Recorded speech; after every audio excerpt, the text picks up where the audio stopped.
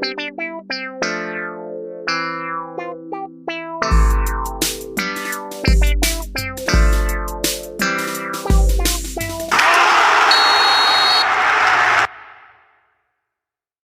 dia, boa tarde, boa noite. Vamos começar mais um episódio do Boleirês, a linguagem da bola.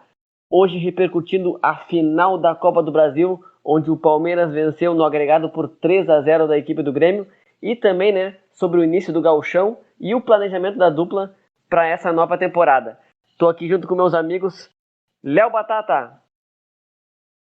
Eu estou torcendo para que, com as contratações do Inter, de gerente da base, o próprio Paulo Brax e o treinador novo, que gosta de apostar na base, consigam formar um atacante que consiga driblar para poder quebrar a linha, porque o Inter não consegue ter esse jogador nem na base nem no time principal.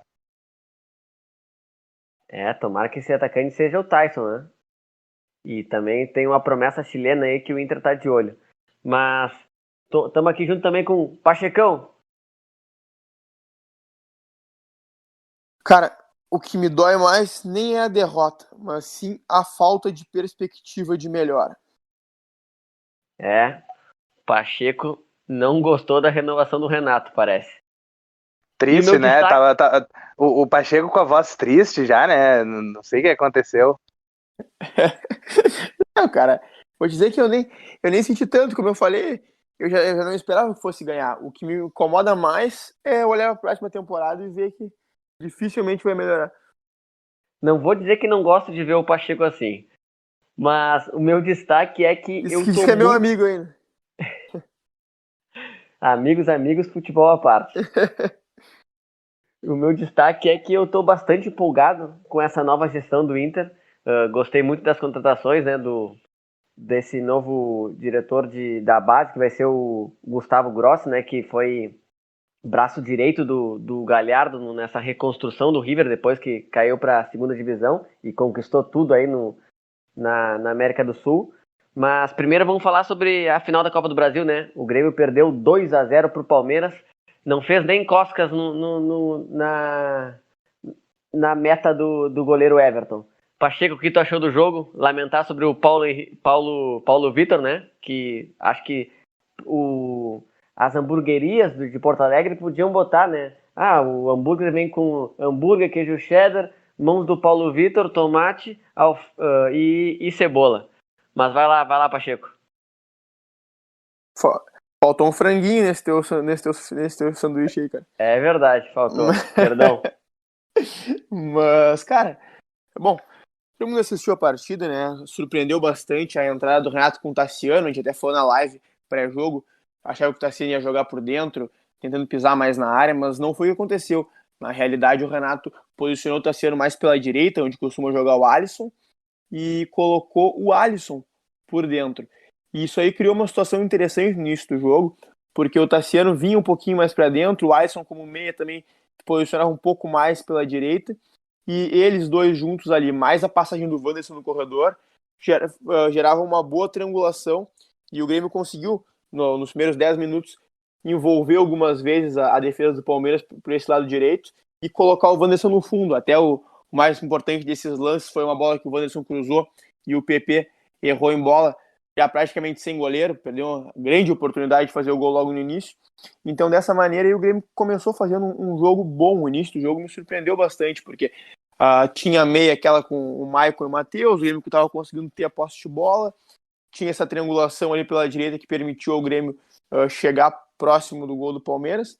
Então foi um início bom de jogo, os primeiros 10 minutos, mas logo o Palmeiras já corrigiu essa deficiência na marcação ali pelo lado esquerdo de defesa deles, e equilibrou mais o jogo.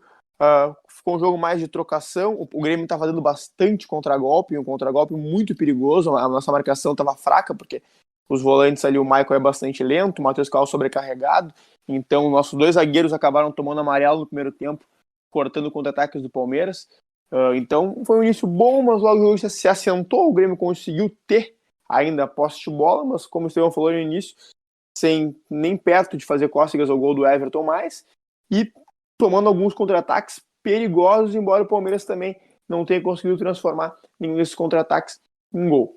Aí, vindo a segunda etapa, o Grêmio entrou da mesma forma, e um desses contra-ataques, o Palmeiras conseguiu uma situação de finalização. Uma finalização que não foi o suficiente para marcar o gol, mas que o Paulo Vitor fez questão de permitir a entrada dela. Uma bola no canto do goleiro, que nem foi tão forte, inadmissível levar um gol daqueles, ainda mais uma decisão de campeonato. Portanto, ali o Grêmio praticamente teve o caixão fechado, né? Já tinha perdido de 1-0 aqui, com falha do Paulo Vitor também. Aí, dessa forma, o 2-0 praticamente sepultou o Grêmio. O Renato resolveu mexer, tirou o Alisson e o PP para colocar o Ferreira e o Guilherme Guedes. Eu não gostei muito, principalmente da entrada do Guilherme Guedes, porque acho que o Grêmio não estava pronto para essa situação. O Renato largou ele numa fogueira, claramente ele não ia fazer nada, como de fato não fez. O Renato teve uma ideia de deixar os ponteiros bem abertos, colocou os laterais por dentro em um certo período, deu para ver o Diogo Barbosa principalmente, até o Wanderson vindo um pouco mais por dentro e tal. Mas o Grêmio acabou perdendo a meia cancha com essa atitude do Renato. Eu acho que o Alisson não fazia um mau jogo, poderia ser o Tassiano, que também não estava péssimo, mas é um jogador que não tem tanta qualidade. O PP, sim, estava muito mal desde o início, né? Comentei aquele lance de gol que ele perdeu logo no início da partida, e além disso, o Grêmio, quando fazia boas jogadas, quando parava lá no lado esquerdo, o PP errava passe, errava domínio, errava finalização, errava tudo. Então, um péssimo jogo. O PP realmente podia ter saído, sim, mas não entendi por que ter colocado o Guilherme Guedes e tirado o Alisson. Acho que ajudou o Grêmio a perder o meio, e aí o Grêmio praticamente não teve mais condição de fazer muito no jogo.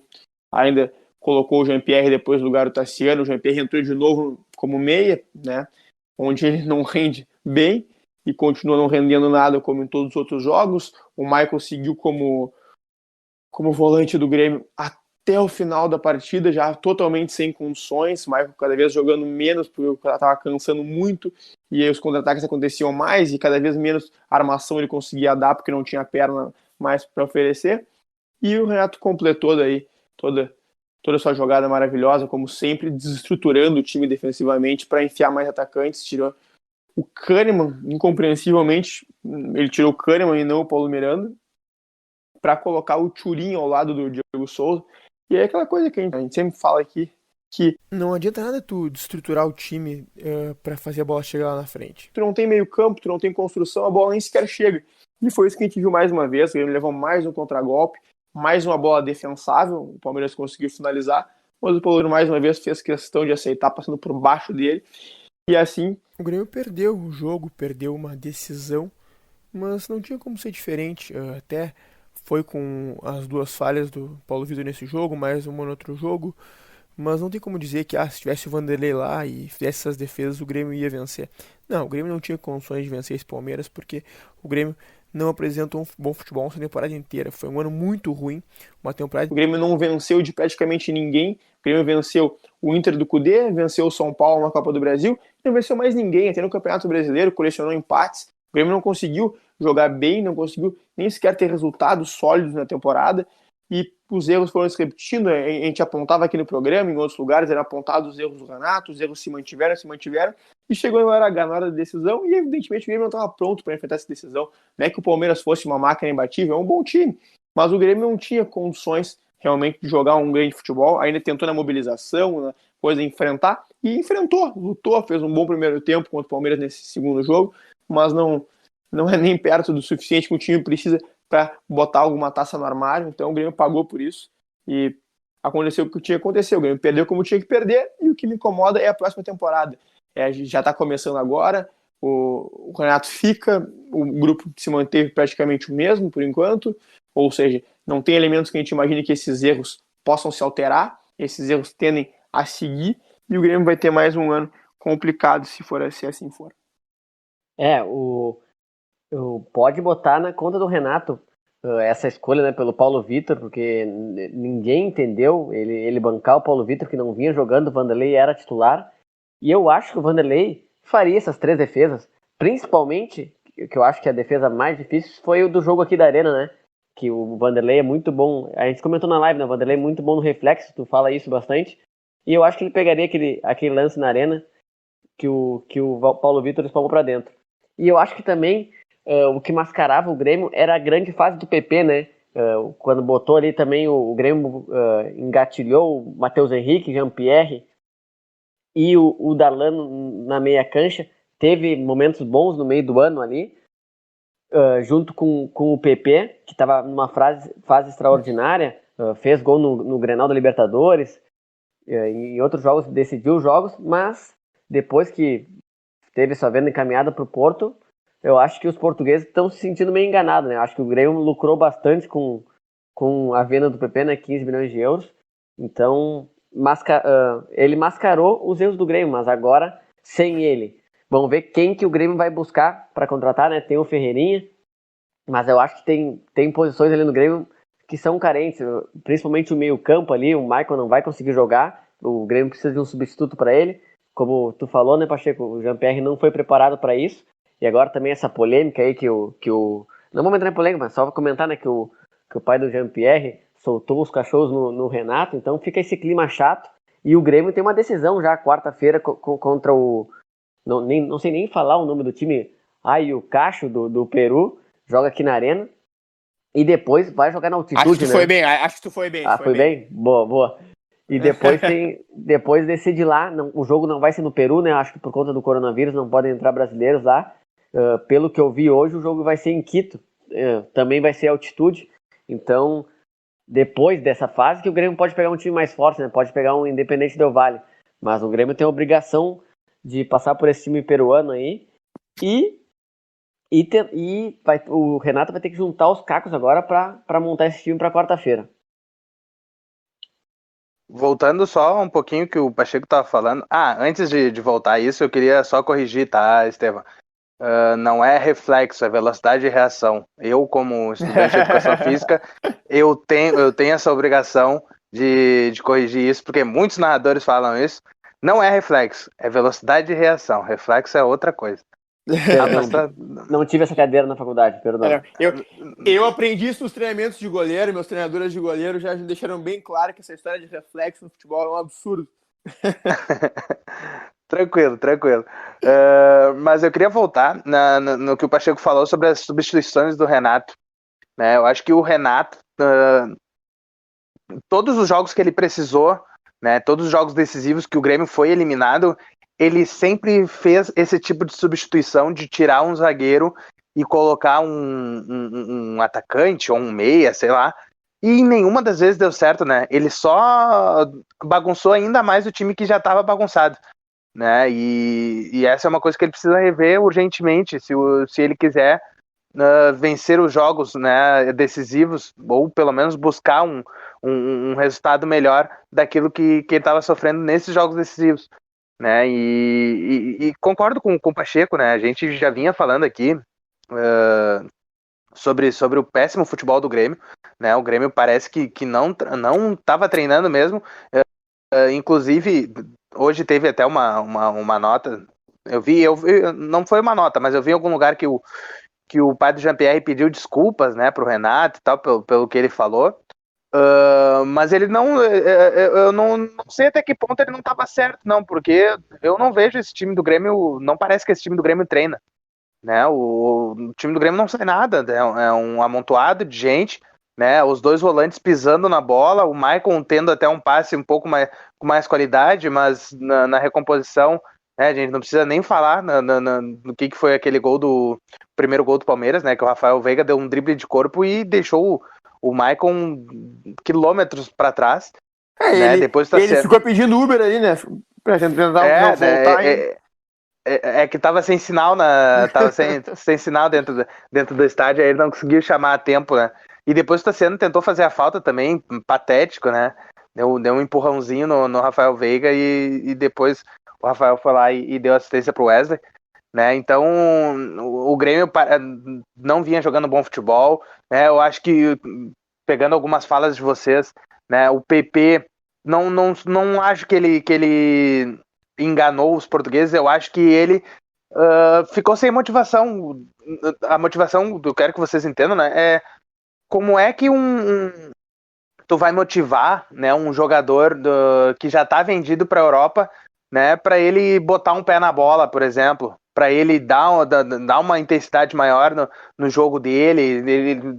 Se ele se machuca, né? Se daqui a pouco ele tem uma lesão grave tudo bem que tem um seguro, até ouvi nas notícias da negociação dele para o Porto, né, ouvi que tem um seguro, né, caso ele se machuque, alguma coisa assim, mas igual, né, mexe totalmente com a cabeça do jogador, né, de já estar vendido e ter que jogar jogos decisivos aqui, que o choque já é um pouco mais duro, né, já tem um contato um pouco maior, né, e não, eu acredito que ele é um bom jogador, né, ele passou por uma boa fase, mas depois que ele foi vendido, a cabeça dele já estava na Europa, e acho, inclusive, que ele não deve mais jogar pelo Grêmio, né, porque eu não consigo, eu continuo com isso, eu não consigo ver ele ter uma motivação de botar um pé na bola, daqui a pouco se machucar, vai jogar agora na altitude, né, contra um time peruano, né, daqui a pouco é um time que bate muito, a gente tem muito isso aqui nos times da América do Sul, principalmente os times da Colômbia, né, os times que não são tão bons tecnicamente, né, ou tão renomados, né, eles batem muito, né, daqui a pouco o jogador se machuca, perde a oportunidade que ele pode ter daqui para frente, né, então acho que o Ferreira deve assumir a condição dele, não sei quem o Grêmio vai, não sei como o Grêmio vai jogar, né, se o Alisson vai seguir sendo titular, né, ele que não fez uma boa temporada, né, se o Maicon vai seguir sendo titular, porque a gente sabe que não tem como mais ele ser titular. O Matheus Henrique caiu muito de produção também. O Jean-Pierre, pelas entrevistas do Renato, já deu para ver que ele não vai ser titular, né? Inclusive o Pinares é muito cotado para jogar já contra o time do Peru, né? Não vou me arriscar a falar que nem o Estevam, né? E tem que ver também a questão da zaga, né? Porque ainda segue sem Jeromel, né? E Paulo Miranda não fez uns bons enfrentamentos na final. Não sei se vai jogar o Rodrigues, se o David Braz ainda vai seguir no grupo, né? Então a gente vai estar de olho, né? Para ver o que o Grêmio vai fazer nessa pré-Libertadores, né? São duas decisões agora, né? Tem primeiro esse confronto contra o time do Peru, e se passar pode pegar um enfrentamento o vencedor do enfrentamento entre União Espanhola e Universidade Del Valle, né? Independente Del Valle, desculpa. Então, vamos ver. Eu acho que até por isso que o Renato ficou, né? Trazer um novo treinador para inserir uma nova metodologia, um novo estilo de jogo, qualquer outra coisa, né? Nesse momento, né? Com pouco tempo para trabalhar, acho que seria bem complicado. Ô Batata, na questão do PP ali, cara, eu até acho que pode ter um pouco de motivação, mas eu acho que tem um pouco de questão tática também. Ele tá numa situação muito desfavorável, jogando muito por dentro ali. Mas eu tento concordar contigo que ele não deve mais jogar pelo Grêmio.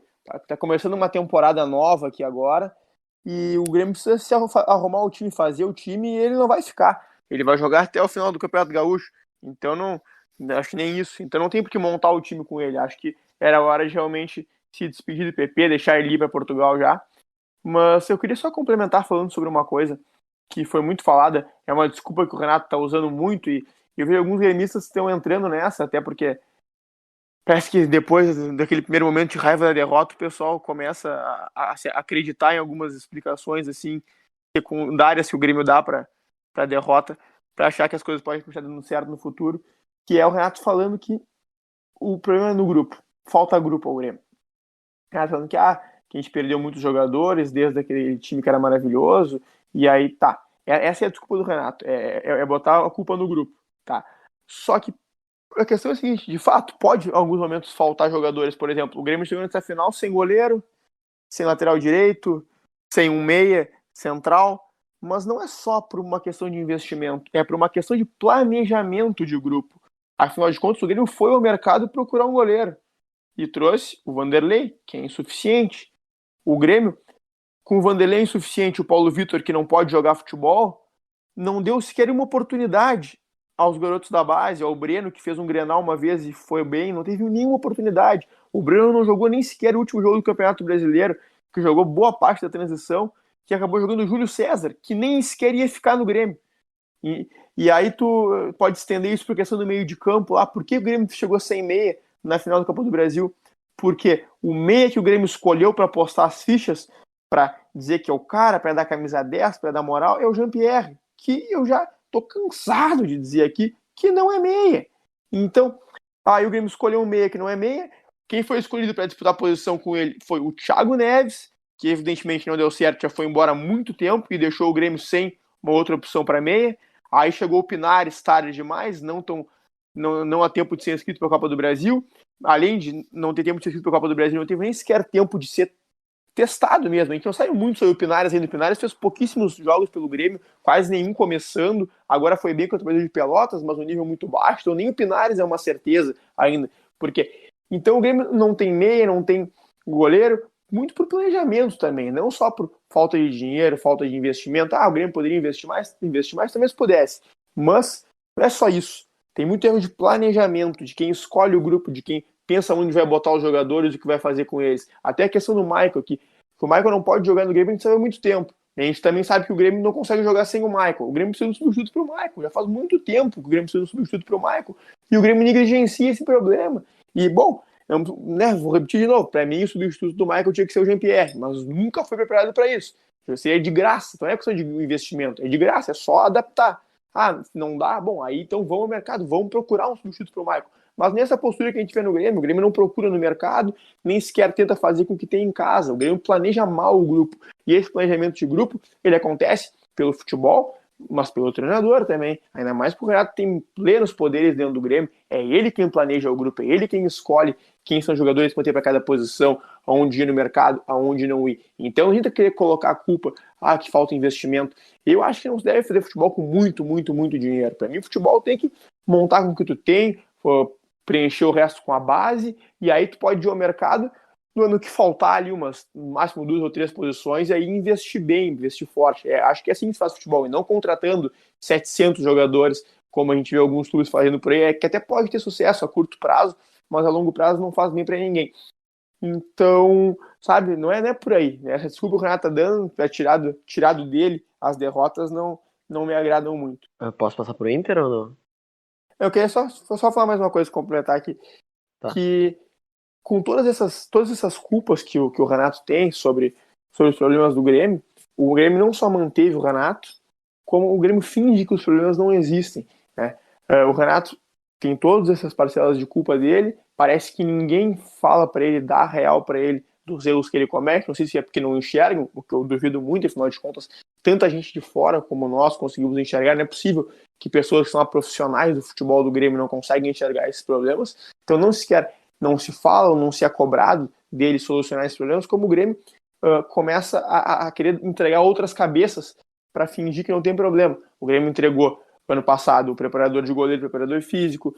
No meio do ano, o Grêmio entregou o CEO, o vice de futebol. Agora está trocando de novo. O Paulo Lúcio foi embora e tudo mais. O Grêmio vai trocando um monte de gente no entorno para dizer, não, nós resolvemos o problema. Quando, na verdade, o âmago do problema está no coração do futebol do Grêmio. O coração do futebol do Grêmio é o Renato, que ou precisa mudar alguma coisa que não parece que vai mudar porque ninguém cobra dele como deveria, ou deveria ser substituído.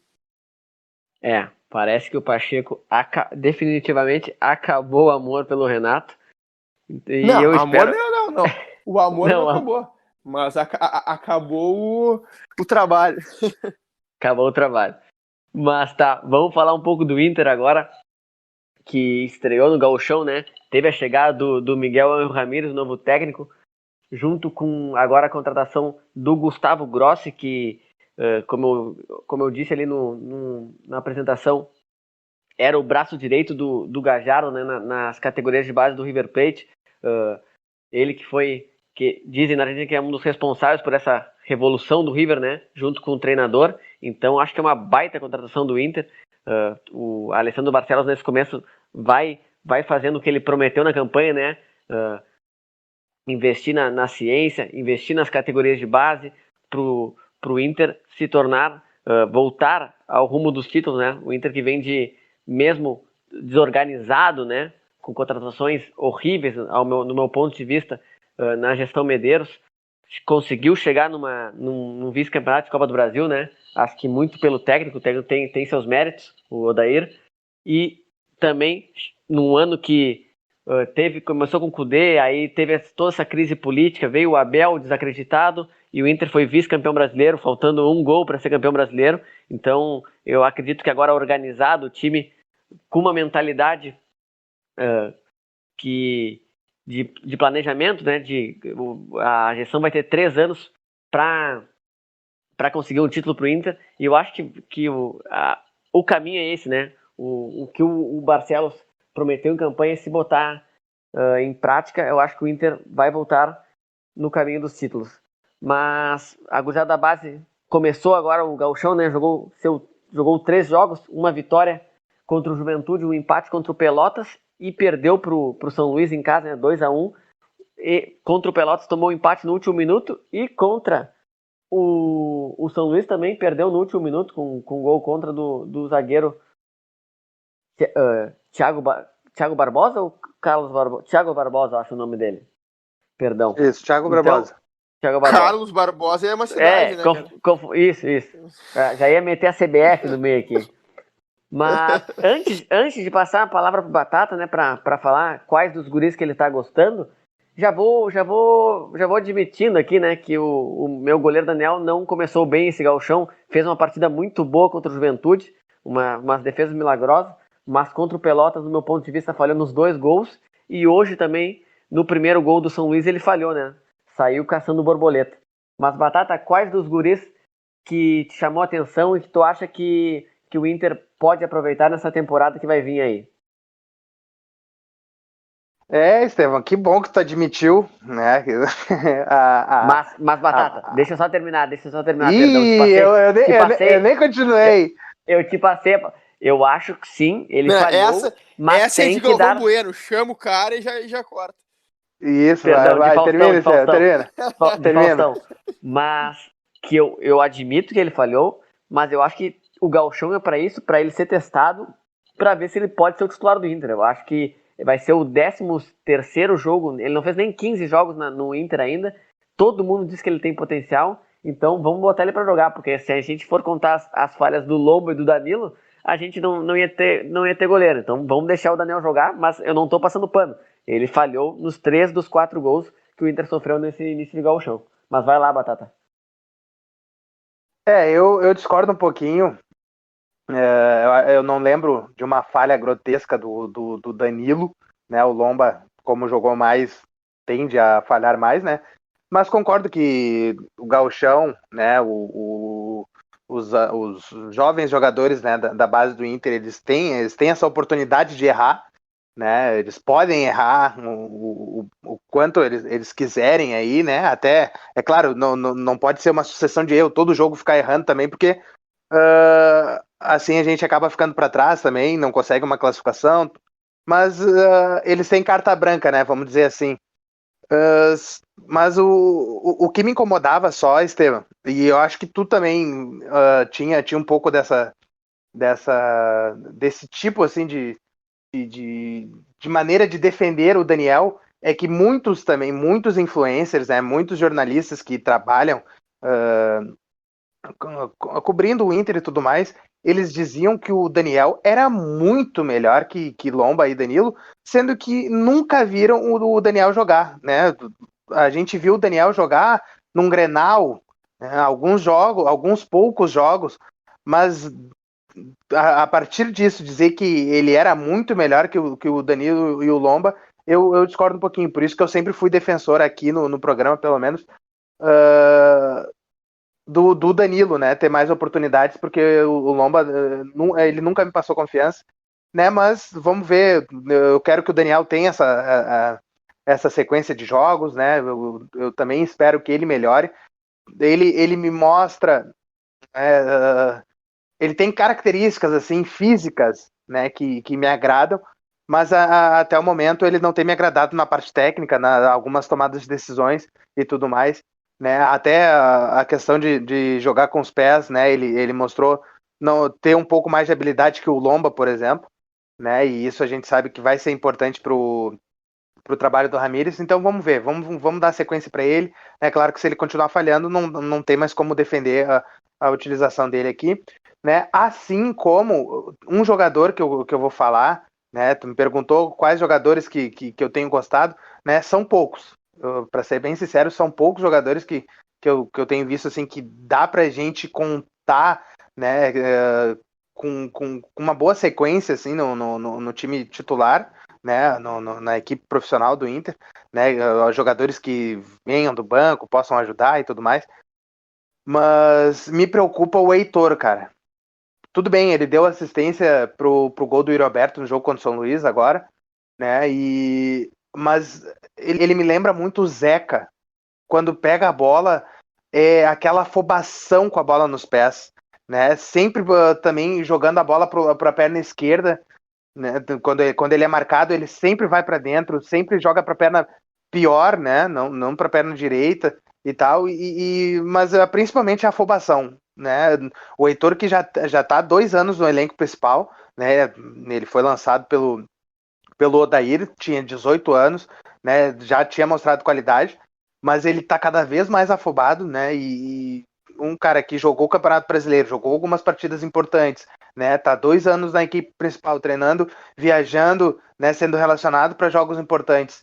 Sentir ainda essa afobação quando tá com a bola nos pés, jogando com o time do Inter, eu não consigo entender, né? Eu espero que seja só esse início de temporada, assim como todos os outros jogadores, né? Assim como o Maurício, que no jogo contra o São Luís começou como titular a primeira partida, muito mal, uma preguiça, né? Achei muito displicente ele, né?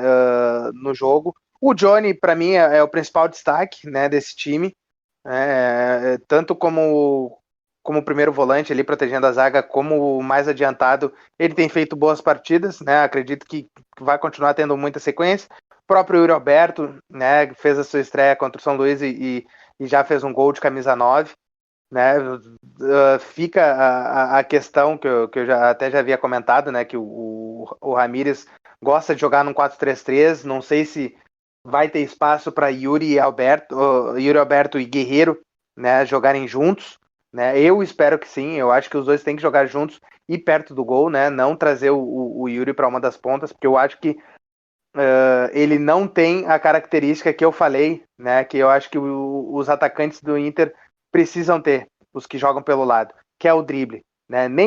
O Inter não tem nenhum jogador, e até por isso tá indo atrás do Palácios, né? Que pelo que dizem é um jogador com potencial de drible, com muita velocidade, né? Porque o Inter não consegue formar esse jogador na base, né? Não tem esse jogador na equipe. Não sei se o Tyson é esse jogador ainda, Estevam, né? Eu acho que o Tyson, aqui no Brasil, eu acho que ele vai sobrar, né? Como todos os jogadores que vêm da Europa, todos não, né? Mas praticamente todos que vêm da Europa sobram aqui no futebol brasileiro, né? Mas eu não sei mais se ele tem essa característica de ir para cima, né? Dessa velocidade e tal, porque ele tem jogado mais por dentro, né?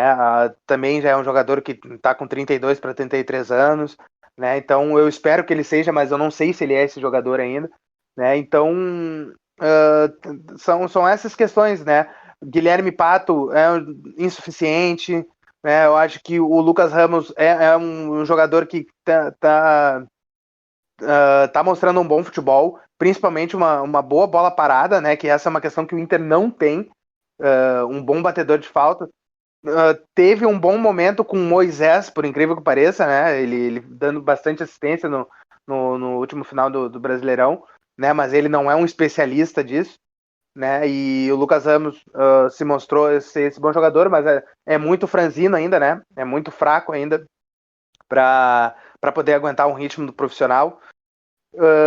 E só, cara, eu não consigo ver, assim, foi o que eu falei, eu acho que o Johnny, né, o jogador que pode ser muito bem aproveitado ainda, o Léo Borges é um jogador também que defensivamente vem muito bem, ele me lembra muito o Iago, né, que era muito criticado aqui pela torcida do Inter, porque ele não sabia cruzar, Léo Borges também não sabe cruzar, mas defende razoavelmente bem, né? É jovem ainda, pode melhorar essa questão, né? Pode melhorar também a questão do cruzamento, né? Mas eu não vejo muitos jogadores que, principalmente nas redes sociais, né? No Twitter, eu via comentários sobre jogadores da base desse time do Inter, né? O próprio Amaya, alguns outros jogadores, não vou me recordar agora de outros, né? Mas principalmente esse Amaya, eu via dizer maravilhas dele, mas eu não vi nada demais, achei ele fraco, tanto tecnicamente como fisicamente, né? O próprio Pedro Henrique também tem me demonstrado assim ser um bom zagueiro, mas eu acho que quando ele estava jogando com a equipe principal ele simplificava mais as ações, então ele aparentava ser melhor jogador. Agora ele jogando com o time da galera da idade dele, ele tem enfeitado principalmente um pouco mais com a bola nos pés, né? Mas ainda acho que pode ser aproveitado sim. Enfim, a gente tem que dar tempo também, né? Início de temporada, esses guris, alguns passaram o ano passado só treinando, né? Outros estavam com ritmo de competição e tudo mais, mas era na categoria deles, e agora no Gauchão, pegando jogadores mais experientes, né? Jogadores com ritmo também de competição, vindo de Série D, Série C do ano passado, né? É diferente e vamos ver se o próximo jogo é para o Ramires já assumir, vamos ver se ele já consegue esboçar alguma coisa das ideias que ele quer trazer para o Inter, mas eu acho que esses jogadores da base assim, são alguns precisam mostrar muito mais ainda para poder serem aproveitados na equipe principal do Inter. Batata, os jogadores que eu gostei, principalmente o Lucas Ramos, que tu citou, eu acho que pode ser um bom jogador para grupo. E o zagueiro João Félix, né? Que é muito novo, zagueiro canhoto. Gostei dele bastante dos 3 jogos. Acho que é um zagueiro promissor. E o Guilherme Pato, apesar de que eu acho que ele é muito fominha, eu acho que é um jogador bom para grupo, né? Um jogador que o técnico gosta porque recompõe bastante, né? Achei o Peglo bem abaixo no jogo contra o São Luís. O Roberto marcou gol, ok. O Peglo errou um gol feito. O Heitor, eu acho que é um bom lateral para ser reserva do Inter, reserva do Saraiva. Eu acho que, como eu disse, né, defendi ele bastante na temporada passada, né, porque eu acho que é inadmissível o Rodinei ser titular e o Heitor se reserva. O Pedro Henrique, eu vou concordar contigo, quando entrou no principal, sempre fez o simples, correspondeu bem. Não foi muito bem com a gurizada ali, nesses 3 jogos, mas acho que acredito, né, que os jovens em times acertados, eles são potencializados, né? Então eu vejo o João Félix ser um jogador para futuro ali, um zagueiro para futuro. O Lucas Ramos, bom jogador, técnico, tu falou da bola parada dele, né? Se não me engano, no primeiro jogo contra o Juventude, ele toma uma falta, quase marcou o gol. E o Guilherme Pato, eu acho que é um jogador que é ok para grupo. Acho que o Inter é um jogador que o Inter não vai precisar trazer um Marcos Guilherme, um Rossi da vida, para ganhar 5 vezes, 10 vezes o que ele ganha, entendeu? Eu acho que esses jogadores da base servem para grupo. E o Amaya também... Diga. Oi, Estevam. Não precisa trazer um Rossi, porque o Guilherme Pata é o Rossi versão sub-20. Não, o Guilherme Pato, eu não gostei muito dele, eu observei ele bastante na Copa São Paulo, que ele não largava a bola, né? E eu também vi nesses 3 jogos que ele não é muito de largar a bola, mas é um jogador que no primeiro jogo contra o Juventude foi pra cima do adversário, né? E marcou o gol, o primeiro gol do Inter no Gauchão. E sobre o Amaya, eu tive a mesma impressão que tu teve. No Twitter, a gente via bastante gente falando dele, né? O próprio tem um Twitter que é o Inter Taticando, que acompanha bastante a base do Inter. E o Amaya era muito elogiado, né? Mas eu achei ele muito fraco fisicamente. Tecnicamente não deu para ver muito. Mas como eu disse, né? Eu quero ver esses jovens entrando no time principal para a gente ver realmente. Porque em time acertado, né? Espero que o Ramires consiga acertar um time. Vai começar o trabalho agora. Então esses jovens vão ser potencializados. Acho que a principal é o Lucas Ramos. E o Johnny, né? O Johnny não ia comentar muito porque ele já estava na temporada passada, mas eu gostei muito dele mais à frente, não jogando de primeiro volante. Eu gostei ele jogando de meia ali, dando passe, deu assistência para gol. Então acho que é boa a gurizada da base. Sobre o Léo Borges, eu era muito fã do Iago, né? Não consigo comparar ele ao Iago, mas essas características sim. O Iago era muito bom defensivamente, como é o Léo Borges, foi seguro defensivamente nesses 3 jogos. Mas na frente pecava bastante. Mas o Iago era um dos casos que a torcida do Inter correu ele, né? É inadmissível. Parecia a torcida do Inter também que correu, a mesma torcida que correu o Lisandro Lopes, né? Que fez o que fez no Racing depois, mesmo velho. Mas acho que o futuro do Inter é promissor por essa gestão Barcelos e por essa contratação, principalmente nessa nova diretoria aí. Vocês querem comentar mais alguma coisa? Ou posso encerrar o programa? Eu já disse tudo que eu tinha pra dizer hoje pro público. Batata? Não, acho que é isso, né? Eu queria falar um pouquinho do Palmeiras, mas já passou essa. Não, contra. Não, então tá, Batata. Já que tu falou que eu quero só lembrar uma coisa, então. Tu puxou meu pensamento de volta, que é o seguinte. Vai. Como joga Vai, a bola o Felipe Melo? Nossa senhora, um senhor jogador, né? Pra mim, ele foi o jogador da decisão. Ele e o Wesley. O Wesley foi um grande jogador também nessas duas partidas da Copa do Brasil. E uma coisa, Cara, né? O Palmeiras... Vai, Pacheco. Não, só ia dizer que se o Felipe Melo não fosse louco da cabeça, era capaz dele estar na seleção e na Europa até hoje. Ou até pouco tempo atrás. Não, o Felipe Melo é um jogador que... ele, no temperamento, ele é igual o Musto. A qualquer momento pode explodir a bomba, entendeu? Então, é perigoso ter jogador no elenco, mas sim, pra mim, como o Batata disse, foi o cara da final. Jogou muita bola. Mas uma coisa do Palmeiras, já que vocês entraram no assunto que eu queria destacar, é a base, né? A base decidiu, o Wesley marcou, o Gabriel Menino marcou. Então, o Palmeiras, que não valorizava muito a base nesses últimos anos, né, da era Crefisa, ganhou o título esses títulos agora muito por causa da base, né?